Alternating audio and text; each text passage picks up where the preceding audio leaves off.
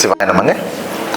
காலையில் 8 மணிக்கெல்லாம் ஆதீனத்தினுடைய பூஜை முடிச்சுட்டு சன்னிதானம் ஒடுக்கத்துலேருந்து அவங்க ரெடி ஆகிட்டாங்களான்னு பார்ப்பேன்.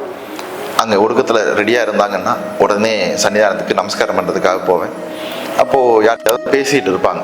அப்போ சன்னிதானம் பேசிகிட்டு இருக்காங்களேன்னு நான் அப்படியே ஓரமாக நிற்பேன். சில சமயம் நான் வரதை பார்த்தோன்னே, அப்பா எல்லாம் தள்ளி நில்லுங்க, தம்பரா வருது, வணங்க வருது, தள்ளிக்கோங்க அப்படின்னு சொல்லி உடனே எல்லாத்தையும் தள்ளி நிற்க சொல்லி வணங்கணுன்னு சொல்லுவாங்க. தம்பரா பூஜையெல்லாம் முடிஞ்சுதாப்பா, நல்லது, போய் மற்ற காரியங்கள்லாம் பாரு அப்படின்னு சொல்லுவாங்க. சன்னிதானத்துக்கு காலையில் அந்த வார்த்தைகளை கேட்டதுக்கு அப்புறம் தான் என்னுடைய ஆஃபீஸ் வேலைகள் இதெல்லாம் செய்யறதுக்கு ரொம்ப சந்தோஷமாக இருக்கும். ஏன்னா பூஜை முடிச்சோன்னு சன்னிதானத்திட்ட ஆசீர்வாதம் வாங்குறதுங்கிறது மிகப்பெரிய கொடுப்பினை. ஏன்னா அந்த பாக்கியத்தை சன்னிதானம் தான் கொடுத்துருந்தாங்க. ஏன்னா 1500 வருஷமாக அந்த சொக்கநாதருக்கும் மீனாட்சிக்கும் நடந்துட்டு இருந்த பூஜையை, சன்னிதானம் செய்ய வேண்டிய பூஜையை என்ன செய்ய சொன்னது மிகப்பெரிய பாக்கியமாக இருக்கும்.